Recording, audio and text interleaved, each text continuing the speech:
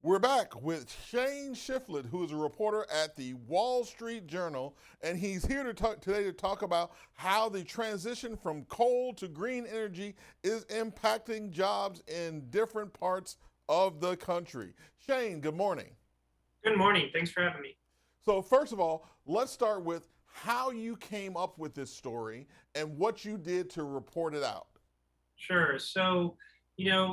In November, world leaders were meeting in Scotland to discuss how to decarbonize the energy grid and the world's economies.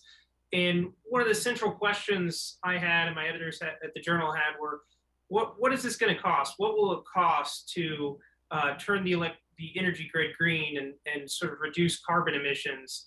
And part of that cost is obviously going to be jobs. Now, coal has faced competition from natural gas for a long time, and we've seen kind of coal production and coal fire plants around the country close. So what I started to do was look at power plants that were slated for closure in the next couple of years, see which utilities were owning them, if they had any net zero commitments, and that's a pledge basically to reduce reliance on fossil fuels in an effort to use clean energy to power homes around the country. And I came across, two utilities and two power plants that both source their fuel from two small counties in Utah. And so the question became, coal communities around the country have been obviously harmed by the decline of the coal business. So what's going to happen to them when these two power plants shut down and these two communities provide fuel to? So let's set the stage for our viewers this morning. How many communities out there are still coal dependent? And how many of these coal plants out there are still running and possibly thinking about switching over to green energy, the cleaner energy?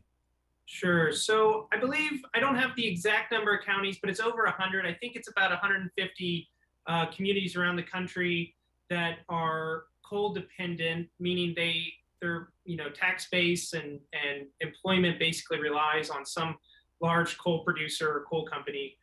And they're all around the company. They're in Wyoming, they're in Utah, they're in Appalachia, they're in Pennsylvania. So it's not just one coast or the other. There's places around the country that have these communities, and the coal-fired power plants are rapidly closing. There's been hundreds of them that have closed in the last decade. Coal-fired power plants really only have, a life expectancy of about 50 years. So you have a lot more out west that are coming up on that life expectancy. So we'll see dozens more at least close. I don't have the exact number of closures in front of me either, but there's only a couple decades left where the coal-fired power plants can expect it to be used based on when they were built. And Many how were built in the 70s and 80s. and how many jobs are we talking? Are we talking thousands of jobs, tens of thousands of jobs? What kind of economic impact are we seeing on the people who work in these mines and at these factories right now?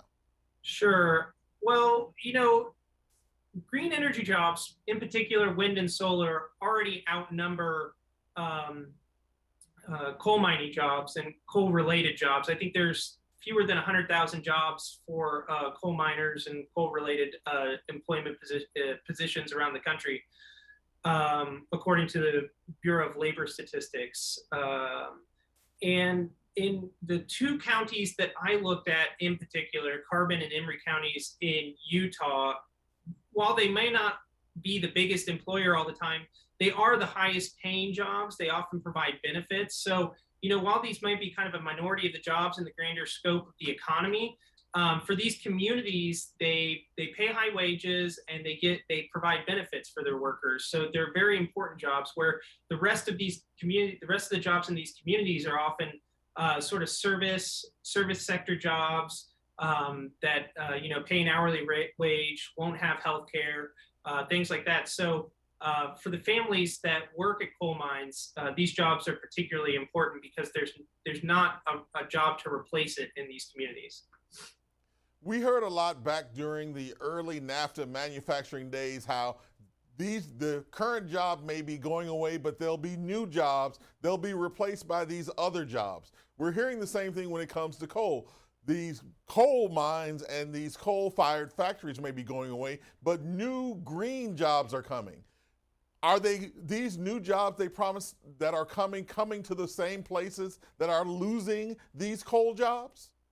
This is sort of the problem with the transition, the energy transition, that nobody's quite figured out how to fix. There's been discussions, but the crux of it is no, the jobs that are being created, and there will be more jobs, or there are expected to be more jobs created in aggregate around the country, building solar panels, building wind farms, manufacturing the supplies to build these power plants. Those are going to be built around the country, but there's only certain states that are really capable of producing or are going to be, the best producers or the biggest producers of solar or wind energy, right? And it's really behind, the state legislators. It's really on their shoulders to sort of create the policies that will bring those jobs to their states. And right now, coal communities, the states they're in, they're not really making the effort to create those policies, to work with other states to bring those jobs so that solar plants are built and wind farms. And that's sort of a generalization, but that really is what's going on here. Is when a coal-fired power plant shuts down, there's not necessarily going to be the equivalent creation of jobs for a solar plant to come in. In Utah, even though there is abundant potential for solar energy and solar farms, many of the residents in the coal communities don't really want wind farms and solar farms coming in and sort of dotting their landscape. And the state of Utah lags its neighbor, Nevada, in green energy production.